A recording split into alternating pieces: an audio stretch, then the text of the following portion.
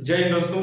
Welcome to my YouTube channel knowledge power Pandey ji के साथ। दोस्तों, हम लोग भारतीय संविधान के भाग 5 को पढ़ रहे हैं जिसका नाम है संघ। ठीक, संघ में हम लोगों ने राष्ट्रपति को देखा, उपराष्ट्रपति को देखा, मंत्री परिषद को देखा, प्रधानमंत्री को देखा, महान्यायवादी को देखा, महाधिवक्ता को देखा, उसके बाद संसद को देखा, संसद में लोकसभा स्पीकर को देखा, राज्यसभा को देखा, राज्यसभा के सभापति को देखा।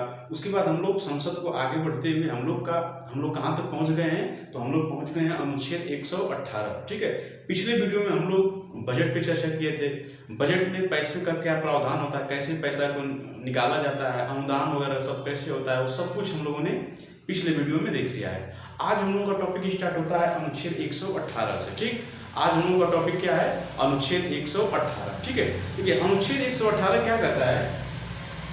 हम लोग भारतीय संविधान इंडियन पॉलिटी में भाग 5 यानी संघ को पढ़ रहे हैं। संघ में आज हम लोगों का टॉपिक क्या है, अनुच्छेद 118। देखिए अनुच्छेद 118 में क्या कहता है कि संसद की प्रक्रिया। अनुच्छेद 118 में कहता है कि संसद की प्रक्रिया।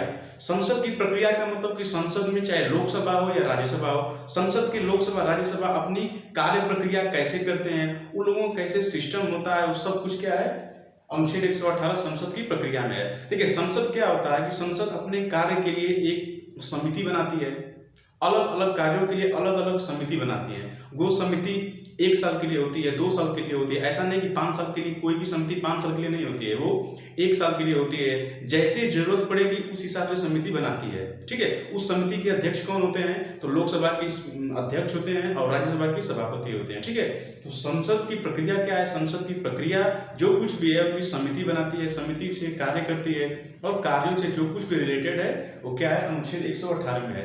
तो आज हम लोग केवल अनुच्छेद 118 संसद की प्रक्रिया पढ़ेंगे। और देखिए समिति वगैरह जो जितना है, तो समिति 1 2 नहीं है, समिति बहुत है, तो उसका एक अलग से वीडियो में बनाऊंगा समिति क्या होती है। ठीक है, तो आज हम लोग अनुच्छेद 118 में क्या है, संसद की कार्य प्रक्रिया। ठीक है, इसके बारे में आप लोग जानिए कि अनुच्छेद 118 में संसद की कार्य प्रक्रिया है। ठीक, कार्य प्रक्रिया का मतलब कि संसद अपनी कार्य कैसे करता है, वो विभिन्न प्रकार के अपना नियम कानून वगैरह कैसे सब बनाता है, वो सब क्या है संसद की प्रक्रिया में है। ठीक, अब आगे हम लोग का है अनुच्छेद 119। देखिए अनुच्छेद 19 भी संसद से ही रिलेटेड है। ठीक है, अनुच्छेद 19 में क्या कहता है कि पैसे संबंधित मामला अनुच्छेद 119 में है। ठीक, पैसा संबंधी मामले का मतलब कि जितना भी पैसे गवर्नमेंट कैसे पैसा निकालती है, क्या कुछ पैसे का लेन देन हिसाब किताब, वो सब क्या है अनुच्छेद 119 में है। ठीक है, तो देखिए अनुच्छेद 118 और अनुच्छेद 119 कुछ खास नहीं है। आइए हम लोग सीधे सीधे 120 स्टार्ट करते हैं। ठीक है, तो अनुच्छेद 120 से हम लोग स्टार्ट करते हैं। अनुच्छेद 118 में संसद की प्रक्रिया है, अनुच्छेद 119 में संसद की पैसा संबंधी मामला 119 में है और संसद की कार्य प्रक्रिया क्या है अनुच्छेद 118 में है। ठीक, आइए हम लोग स्टार्ट करते हैं अनुच्छेद 120। ठीक है, देखिए अनुच्छेद 120 में बोला गया है कि संसद में, अनुच्छेद 120 में बोला गया है कि संसद में प्रयोग की जाने वाली भाषा। ठीक, संसद में प्रयोग की जाने वाली भाषा क्या है, तो देखिए हम लोगों का क्या है, संसद में केवल 2 ही भाषा का प्रयोग किया जाता है। ठीक है, मूल रूप से 2 ही भाषा का प्रयोग संसद में किया जाता है। ठीक है, पहली भाषा क्या होती है हिंदी और दूसरी भाषा क्या होती है इंग्लिश। ठीक, पहली भाषा क्या होती है हिंदी और दूसरी भाषा क्या होती है इंग्लिश। लेकिन देखिए हमारा जो भारत है उसमें 28 राज्य हैं, 8 केंद्र शासित प्रदेश हैं। तो देखिए हम लोगों का जो भाषा, जो हम लोगों का राज्यों का जब गठन हुआ तो भाषा के आधार पर ही हुआ है। ठीक है, तो देखिए अलग अलग राज्यों में अलग अलग भाषाएं बोली जाती है और अलग अलग राज्यों के प्रतिनिधित्व चुनकर लोकसभा में जाते हैं। तो अलग अलग राज्यों में जब जाते हैं तो उनकी भाषा भी तो अलग अलग होगी। ऐसा नहीं कि सभी लोग केवल हिंदी और इंग्लिश जानते होंगे, ऐसा नहीं है ना। संसद में केवल 2 ही भाषा का प्रावधान है कि आप हिंदी और इंग्लिश में बोल सकते हैं, लेकिन राज्यों से जो प्रतिनिधि चुनकर जाते हैं वो तो भाई अपनी भाषा बोलेंगे वहां पे। तो यदि यहां पे देखिए, सबसे पहले ये हो गया संसद, हो गया ये, हो गया लोकसभा और ये हो गया राज्यसभा। राज्यसभा में 245 सदस्य होते हैं और लोकसभा में 545 सदस्य होते हैं। ठीक, समझिए ये हुआ लोकसभा, ये हुआ राज्यसभा। लोकसभा में 545 सदस्य और राज्यसभा में 245 सदस्य। ठीक है, तो संसद में जो लोकसभा और राज्य जो भाषाएं बोली जाती है, तो ये 245 सदस्य तो आएंगे किसी भी राज्य से, ये 545 सदस्य अलग अलग राज्य से आएंगे, लेकिन राज्यों में आएंगे तो उनकी भाषा भी तो अलग होगी। तो वही 120 में बताया गया है कि संसद में प्रयोग की जाने वाली भाषा, तो इसमें पहला देखिए, इसमें पहला ये बोला गया है कि संसद में केवल हिंदी या इंग्लिश भाषा का प्रयोग हो सकता है। ठीक है, संसद में केवल हिंदी या इंग्लिश भाषा का प्रयोग हो सकता है। और देखिए, यदि किसी सांसद को ये भाषा न आए, ठीक, तो भाई स्वाभाविक है भाषा नहीं आएगी। कैसे आएगी भाई? 28 राज्य, 28 राज्य में से हर एक संसद लोकसभा में हर एक राज्य के प्रतिनिधि चुनकर जाते हैं, तो भैया कैसे उनको हिंदी इंग्लिश आएगी? कोई मराठी बोलता है, कोई पंजाबी बोलता है, कोई तमिल बोलता है, कोई दूसरी भाषा बोलता है, कोई कन्नड़ बोलता है, तेलुगु बोलता है, तो दिक्कत होगा ना। इसलिए उसमें यह भी प्रावधान दिया है कि यदि किसी संसद को भाषा हिंदी और इंग्लिश नहीं आती है और यदि वो अपनी भाषा में बोलना चाह रहा है, ठीक, वो अपनी भाषा में बोलना चाह रहा है, तो राज्यसभा के सभापति और लोकसभा के अध्यक्ष, ठीक, यदि उसको भाषा नहीं आ रहा है और वो अपनी भाषा में बोलना चाह रहा है, यदि वो राज्यसभा में बोलेगा तो राज्यसभा में बोलना यदि चाह रहा है तो राज्यसभा के सभापति से परमिशन लेगा, ठीक, और लोकसभा में बोलना चाह रहा है तो लोकसभा अध्यक्ष से परमिशन लेगा। ठीक है, इन दोनों लोगों से परमिशन लेकर वो अपनी भाषा में बोल सकता है। ठीक है, ये एकदम पूरी तरह से नहीं है कि आप हिंदी और इंग्लिश में ही बोले, ऐसा नहीं है। ये तो एक मूल रूप से दे दिया गया है कि संसद की भाषा क्या है, हिंदी और इंग्लिश। लेकिन यदि कोई हिंदी इंग्लिश किसी सांसद को नहीं आ रही है तो यदि लोकसभा में बोलना चाह रहा है तो लोकसभा अध्यक्ष से परमिशन लेगा, और यदि राज्यसभा से बोलना चाह रहा है तो राज्यसभा के सभापति से अध्यक्ष लेगा, परमिशन लेगा। ठीक है, परमिशन लेगा। तो ये रहा हम लोग का अनुच्छेद 120। अनुच्छेद 120 में क्या है कि संसद की भाषा से रिलेटेड है। संसद में कितनी प्रकार की भाषाएं बोली जाती है? 2 प्रकार की, हिंदी और इंग्लिश। यदि कोई सांसद को हिंदी इंग्लिश नहीं आ रहा है और यदि वो लोकसभा में बोलना चाह रहा है तो लोकसभा अध्यक्ष से अनुमति लेगा, और राज्यसभा में बोलना चाह रहा है तो राज्यसभा के सभापति से परमिशन लेगा, उसके बाद वो अपनी भाषा में बोल सकता है। ठीक, तो ये रहा हम लोग का अनुच्छेद 120। अनुच्छेद 120 में क्या है? संसद में प्रयोग की जाने वाली भाषा। ठीक, अब आते हैं अनुच्छेद 121। देखिए, अनुच्छेद 121 में बोला गया है कि संसद जजों के आचरण, कार्य प्रणाली इत्यादि पर चर्चा नहीं कर सकता, किंतु उन पर महाभियोग लगा सकता है। ठीक है, देखिए अनुच्छेद 121 में क्या कह रहा है कि देखिए ये संसद है, ठीक, संसद के कितने सदन होते हैं? तो हो गया लोकसभा और राज्यसभा। ठीक, लेकिन इसमें बोला गया है कि संसद, देखिए संसद में बोला गया है कि आप जज, जो भी सुप्रीम कोर्ट और हाई कोर्ट के जज होते हैं, तो आप जज पे चर्चा नहीं कर सकते। ठीक, आप जजों पे चर्चा नहीं कर सकते। जज खराब है, अच्छा है, बुरा है, वो अपना फैसला ठीक से सुना पा रहा है या नहीं सुना पा रहा है, आप जजों पे चर्चा नहीं कर सकते। संसद में ये बोला गया है कि आप जजों पे चर्चा नहीं कर सकते, केवल जजों पर महाभियोग लगा सकते हैं। यदि आपको लग रहा है कि नहीं जज अच्छा नहीं है तो उस पर आप कारण बताइए कि हाँ ये कारण है, और उन पर आप महाभियोग लगाइए। तो जजों का महाभियोग राष्ट्रपति के महाभियोग जैसा ही होता है। ये एक जटिल प्रक्रिया होती है, इतना आसान नहीं होता है कि राष्ट्रपति पे या कोई सुप्रीम कोर्ट के जज पे कोई महाभियोग लगा दिया, लेकिन यदि कोई चाहे तो ऐसा कर सकता है। ठीक है, तो समझ गए अनुच्छेद 121 में क्या कहता है? अनुच्छेद 121 में ये बोला गया है कि संसद क्या है, जजों की कार्यशैली पर चर्चा नहीं करेगा। ठीक है, संसद जजों के आचरण, कार्य प्रणाली इत्यादि पर चर्चा नहीं कर सकता, किंतु उन पर महाभियोग लगा सकता है। ठीक, ये रहा हम लोगों का अनुच्छेद 121। ठीक, अनुच्छेद 21 में बोला गया कि आप किसी भी चीज पे चर्चा करिए लेकिन जज पे चर्चा ना करिए। ठीक, अब देखिए अनुच्छेद 122। अनुच्छेद 122 क्या कहता है कि न्यायालय द्वारा संसद की कार्यवाहियों की जांच नहीं की जाएगी, किंतु विधेयक संवैधानिक है या नहीं इसकी जांच होगी। देखिए अनुच्छेद 121 में बोला गया है कि संसद जजों पे चर्चा नहीं कर सकता, और अनुच्छेद 142 कह रहा है कि जज क्या है, जज लोग क्या है, संसद पे चर्चा नहीं करेंगे। संसद कौन सा फैसला सुना रहा है या क्या कर रहा है उस पर वो टांग नहीं लड़ाएंगे। ठीक है, जज का केवल काम ये है कि कोई भी कानून बना है वो संवैधानिक तरीके से बना है कि नहीं बना है। ठीक, वो संवैधानिक तरीके से बना है कि नहीं बना है, केवल ये उनको देखना है। यदि वो संवैधानिक तरीके से नहीं बना है तो उनको जांच के लिए जांच पड़ताल कर सकते हैं उस पर। ठीक है, अनुच्छेद 121 में बोला गया है कि संसद जज पे चर्चा नहीं कर सकते हैं, और अनुच्छेद 122 में बोला गया है कि जज संसद पे चर्चा नहीं कर सकता है।